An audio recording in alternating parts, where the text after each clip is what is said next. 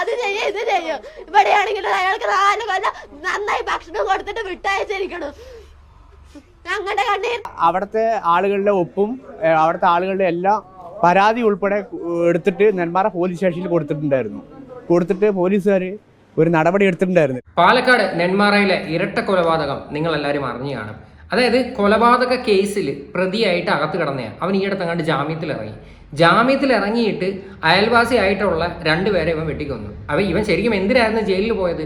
ഈ അയൽവാസി ആയിട്ടുള്ള ഒരു സ്ത്രീയെ കൊന്നതിന്റെ പേരിലാണ് ഇവൻ ജയിലിൽ പോയത്. ഇപ്പൊ അവൻ പുറത്തിറങ്ങിയിട്ട് ആ സ്ത്രീയുടെ ഹസ്ബൻഡിനെയും പിന്നെ അവരുടെ പ്രായമായിട്ടുള്ള ഒരു അമ്മയും കൂടെ ഇവൻ വെട്ടിക്കൊന്നേക്കുന്നത്. എന്തുമാത്രം ക്രിമിനലാണ് ഇവനെന്ന് ആലോചിച്ച് നോക്ക്. ആ യവനെയൊക്കെയാണ് വീണ്ടും ജാമ്യത്തിൽ പുറത്തോട്ട് ഇറക്കുന്നത്. അപ്പോൾ ഒരു കൊലക്കേസൊക്കെ ശരിക്കും പറഞ്ഞാൽ ഇത്രയേ ഉള്ളൂ. നമ്മുടെ എന്തോന്ന് ശരിക്കും പറഞ്ഞാൽ നമ്മുടെയൊക്കെ സിസ്റ്റം ഇവനൊക്കെയല്ലേ ശരിക്കും പറഞ്ഞാൽ വധശിക്ഷ കൊടുക്കേണ്ടത്. ആ ഒരു മകളുണ്ട്, അതായത് ഇപ്പം മരിച്ചുപോയ അവരുടെ ആ മകൾ ഇരുന്ന് പൊട്ടിക്കരയോ. ആ മകൾക്ക് ഇനി ആരുണ്ട്? അവരുടെ കുടുംബത്തിൽ ഇനി ആരെങ്കിലും ഉണ്ടോ? ശരിക്കും ആ ഒരു പെൺകുട്ടി ഇപ്പോൾ കരഞ്ഞുകൊണ്ട് ന്യൂസ് ചാനൽസിൽ കുറച്ച് കാര്യങ്ങൾ പറയുന്നുണ്ട്. അത് വളരെ കറക്റ്റാണ്. അതായത് നമ്മളെല്ലാവരും പറയണ കാര്യം തന്നെ. ഇവനെയൊക്കെ എന്തെങ്കിലും കൊലക്കേസിൽ ഇവനെയൊക്കെ പിടിച്ച് അകത്തിടും, ഇവനൊക്കെ ആഹാരവും കൊടുത്ത് സുഖജീവിതമായിട്ട് ഇവനൊക്കെ ജയിലിൽ കഴിയും. അപ്പോൾ ഇവനൊന്നും യാതൊരു പ്രശ്നമില്ലല്ലോ. ഇവനെയൊക്കെ സ്പോട്ടിൽ തൂക്കിക്കൊല്ലുകയാണ് ചെയ്യേണ്ടത്. അതും ആ നാട്ടുകാർ ഉൾപ്പെടെ ഇവന്റെ പേരിൽ പോയി കംപ്ലൈന്റ് കൊടുത്തതാണ്. പ്രത്യേകിച്ച് ഈ ഒരു പെൺകുട്ടിയും പെൺകുട്ടിയുടെ അച്ഛനും കൂടെ ഓൾറെഡി പോലീസ് സ്റ്റേഷനിൽ കംപ്ലൈന്റ് കൊടുത്തതാണ്. ഇവന്റെ ഭാഗത്ത് നിന്ന് ഇതുപോലെ വധഭീഷണിയുണ്ട്, ഇവൻ വീണ്ടും ഞങ്ങളെ ആക്രമിക്കാൻ സാധ്യതയുണ്ടെന്നൊക്കെയുള്ള രീതിയിൽ. അപ്പോഴും പോലീസുകാർ ഈ ഒരു കാര്യം മൈൻഡ് ചെയ്തില്ല. എന്നാൽ ആലോചിച്ചോണം, ഈ ഒരു പ്രതിക്ക് ഓൾറെഡി ഒരു ക്രിമിനൽ ബാക്ക്ഗ്രൗണ്ട് ഉണ്ട്, ഇവനൊരു കൊലക്കേസിലെ പ്രതിയാണെന്ന് അവരത് ശ്രദ്ധിച്ചിട്ടില്ല. എന്തായാലും ആ പെൺകുട്ടി പറയുന്ന കുറച്ച് കാര്യം നമുക്കൊന്ന് കേട്ടു നോക്കാം.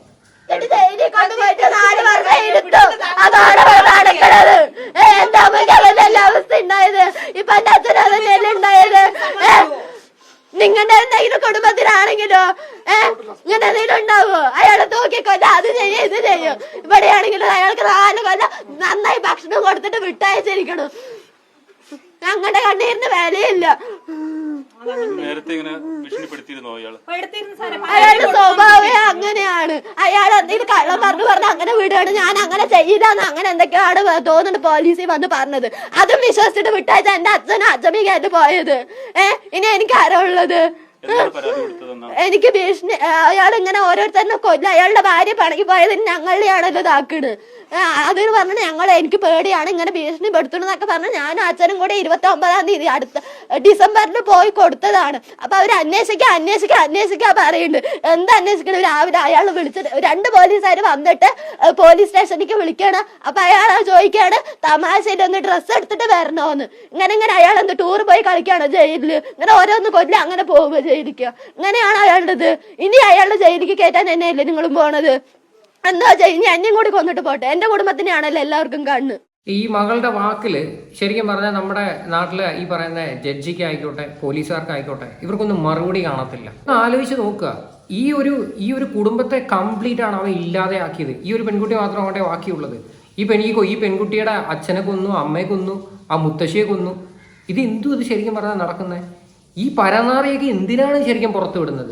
ഇവനെയൊക്കെ ജയിലിൽ തന്നെ ഇട്ടുകൂടെ? ഇവനൊക്കെ വീണ്ടും ജാമ്യം അനുവദിക്കുന്നത് ആരാണ്? ഇത്രയും ക്രിമിനൽസിനെയൊക്കെ ജയിലിൽ വിട്ടിട്ട് ജാമ്യം അനുവദിച്ചു കൊടുക്കുക എന്നൊക്കെ പറഞ്ഞു കഴിഞ്ഞാൽ ഉണ്ടല്ലോ, അത് ഒരിക്കലും അംഗീകരിക്കാൻ പറ്റാത്തൊരു കാര്യമാണ്.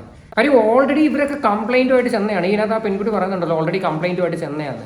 അതിന്റെ ആ ഒരു CCTV ഫുട്ടേജ് ഏഷ്യാനെറ്റ് ന്യൂസിൽ ഷെയർ ചെയ്തിട്ടുണ്ട്. അതും കൂടെ ഞാൻ കാണിക്കാം. പാലക്കാട് നെന്മാറ ഇരട്ടക്കൊലക്കേസിലെ പ്രതി ചെന്താമരയുടെ CCTV ദൃശ്യങ്ങൾ ഏഷ്യാനെറ്റ് ന്യൂസിന് കിട്ടി. ഡിസംബർ 29-ന് പ്രതി നെന്മാറ സ്റ്റേഷനിൽ വന്നതിന്റെ ദൃശ്യങ്ങളാണ് കിട്ടിയത്. ഡിസംബർ 29-നാണ് ഇത്തരത്തിൽ ഒരു പരാതി ചെന്താമരയ്ക്കെതിരെ സുധാകരനും മകളും നെന്മാറ പോലീസ് സ്റ്റേഷനിൽ ചെന്ന് നൽകിയത്. തങ്ങൾക്ക് ഇവിടെ ജീവിക്കാൻ കഴിയുന്നില്ല എന്നതായിരുന്നു പ്രധാനപ്പെട്ട പരാതി. ഈ പരാതിയുടെ അടിസ്ഥാനത്തിലാണ് നെന്മാറ CI ഈ ചെന്താമരയെ വിളിപ്പിച്ചത്. ഈ വിളിപ്പിച്ചപ്പോൾ അയാൾ ആദ്യം സ്റ്റേഷനിലേക്ക് കയറാൻ തയ്യാറായില്ല. വലിയ തരത്തിൽ പോലീസിനോട് തട്ടിക്കയറി. അപ്പോൾ CI പുറത്തേക്ക് ഇറങ്ങി വരികയും ജീപ്പിന്റെ അടുത്ത് വെച്ച് സംസാരിക്കുകയും ചെയ്യുന്ന ദൃശ്യങ്ങളാണ് ഇത്. അതായത് അന്നാണ് കൃത്യമായൊരു താക്കീത് പോലീസ് നൽകിയത്. ഇനി മേലാൽ ഇത്തരം പ്രശ്നങ്ങൾ ഉണ്ടാക്കരുത്, ഇവിടെ നിന്ന് തൽക്കാലത്തേക്ക് മാറി നിൽക്കണം തുടങ്ങിയ നിർദ്ദേശങ്ങളാണ് നൽകിയത്. അതനുസരിച്ചാണ് അയാൾ കുറെ കാലം വടക്കഞ്ചേരിയിലും മറ്റു സ്ഥലത്തുമുള്ള ബന്ധുക്കളുടെ വീട്ടിലൊക്കെ താമസം മാറ്റുകയും ചെയ്തത്. എന്നാൽ പിന്നീട് വീണ്ടും ഇയാൾ ഇങ്ങോട്ടേക്ക് വരികയും സമാനമായ രീതിയിൽ ഈ പരിസരവാസികളെയൊക്കെ മാരകായുധങ്ങൾ കാണിച്ച് ഭീഷണിപ്പെടുത്തുകയുമാണ് ഉണ്ടായത്. എന്തായാലും ഡിസംബർ 29-ന് പ്രതിയെ വിളിപ്പിച്ചിരുന്നു. അതിന്റെ CCTV ദൃശ്യങ്ങളാണ് ഇപ്പോൾ. ഇവനെ ഓൾറെഡി വിളിപ്പിച്ചതാണ്. വിളിപ്പിച്ചിട്ട് ഇവന് താക്കീത് കൊടുത്തെന്നൊക്കെയാണ് പറയുന്നത്. പക്ഷെ അവ ഒരു കൂസലും ഇല്ലാതെയാണ് കാണിച്ചത്. കാര്യം സൈക്കോയാണ്, അത് ആദ്യം മനസ്സിലാക്കുക. കാര്യം പോലീസുകാർക്ക് ക്രിമിനൽസിനെ മനസ്സിലാക്കാൻ വേണ്ടിയിട്ട് പ്രത്യേകിച്ച് അവർക്ക് ഇനി ക്ലാസ് ഒന്നും വേണ്ട. അവർക്ക് ഒരാളെ കാണുമ്പോൾ മനസ്സിലാക്കാൻ പറ്റും എത്രത്തോളം അവരുടെ ക്യാരക്ടർ എങ്ങനെയാണ് എന്ന്. ഇത്രയും ശല്യക്കാരനായിട്ടുള്ള ഒരുത്തനെയൊക്കെ ഒരു കാരണവശാലും ആ നാട്ടിൽ അടുപ്പിക്കുക പോലും ചെയ്യരുതായിരുന്നു. ആ നാട്ടുകാർ പറയുന്ന കേൾക്കണം. ആ നാട്ടുകാരെല്ലാവരും കൂടി ഒപ്പിട്ടിട്ട് കൊണ്ട് പരാതി കൊടുത്തിട്ടുണ്ടെന്ന് പറയുന്നുണ്ട്. ആ നാട്ടുകാർ ഈ ഒരു വിഷയത്തിൽ പ്രതികരിക്കുന്നുണ്ട്. ഇയാള് ഇത്തിരി മാനസികമായിട്ടുള്ള സൈക്കോ ആണ്.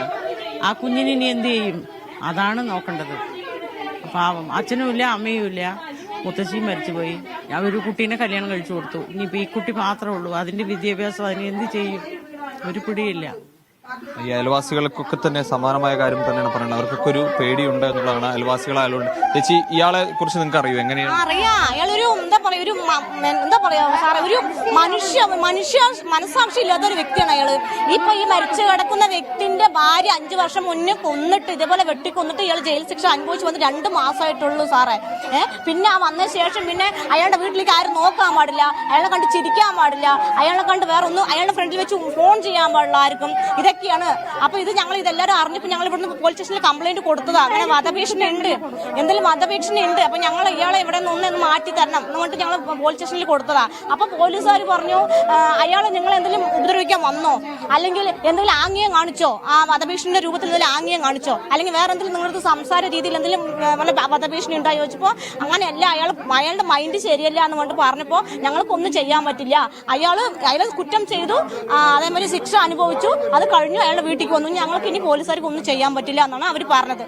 കേട്ടല്ലോ, പോലീസുകാർക്ക് ഇനി ഒന്നും ചെയ്യാനായിട്ട് പറ്റത്തില്ലെന്ന്. അയാൾ കുറ്റം ചെയ്തു, ആ ശിക്ഷ അയാൾ അനുഭവിച്ചിട്ട് അയാൾ വന്നതാണെന്ന്. അപ്പം നമ്മുടെയൊക്കെ നാട്ടിൽ ആരെ വേണമെങ്കിലും കൊല്ലാം, കൊന്നിട്ട് അകത്ത് പോയി കിടക്കാം. ഇടയ്ക്ക് വെച്ചില്ല ഗ്രീഷ്മ പറഞ്ഞൊരു ഡയലോഗ് ഉണ്ടല്ലോ, കൂടി പോയി കഴിഞ്ഞാൽ 10-14 വർഷം, 38 വയസ്സ് കഴിഞ്ഞ് ഞാൻ പുറത്തിറങ്ങി ഞാൻ അങ്ങ് ജീവിച്ചോളാന്ന്. ആ ഒരു സാധനമാണ് ഇതൊക്കെ. ഇവരൊക്കെ കണ്ടില്ലേ, പുറത്തിറങ്ങി വന്നിട്ട് വീണ്ടും 2 പേരെയും കൊല്ലുക, ഇനി അന്തസ്സെ പോലെ ഇനിയും പോയി കുറച്ച് ആൾ ജയിലിൽ കിടക്കുക. നഷ്ടപ്പെടുന്നവർക്ക് അതിൻ്റെ ആ ഒരു വേദന മനസ്സിലാക്കാനായിട്ട് പറ്റത്തുള്ളൂ. ഈ പരമനാറിയൊക്കെ സത്യം പറഞ്ഞാൽ വീട്ടിൽ കയറി അടിക്കണമായിരുന്നു. കാര്യം അവനെ കെട്ടിയിട്ട് അടിക്കണമായിരുന്നു. അതായിരുന്നു ചെയ്യേണ്ടത്. ഇവനൊന്നും ഒരിക്കലും പോലീസുകാർക്ക് കൊടുക്കരുതായിരുന്നു. കാര്യം ആ ഒരു പെൺകുട്ടിയുടെ ആ ഒരു മാനസികാവസ്ഥ ഉണ്ടല്ലോ, അവർ ഇനി എങ്ങനെ ആയിരിക്കും ആ കുട്ടിയുടെയൊക്കെ ജീവിതം. എന്തായാലും കൊള്ളാം. ഇനി ഇതിൽ കൂടുതലൊന്നും നമുക്ക് സംസാരിക്കാനായിട്ട് വാക്കുകളില്ല. ശരിക്കും ഇതൊക്കെ കോടതിയൊക്കെ സത്യം പറഞ്ഞുണ്ടല്ലോ, ഇവനെയൊക്കെ സ്പോട്ടിൽ ഇവനെയൊക്കെ തൂക്കിക്കൊള്ളണം. അതാ ചെയ്യേണ്ടത്. ഇവനെയൊന്നും ഒരു കാരണവശാലും ഇനിയും ജീവപര്യന്തം കൊടുത്ത് അതിനകത്തോട്ട് കയറ്റി വിടാതിരിക്കുന്നതായിരിക്കും ഏറ്റവും നല്ലത്. എന്തായാലും ഈ ഒരു വിഷയമായിട്ട് ബന്ധപ്പെട്ടിട്ട് നിങ്ങളുടെ എല്ലാവരുടെയും അഭിപ്രായങ്ങൾ എന്താണെന്ന് വെച്ചാൽ നിങ്ങൾ തീർച്ചയായിട്ടും കമൻറ്റ് ചെയ്യുക.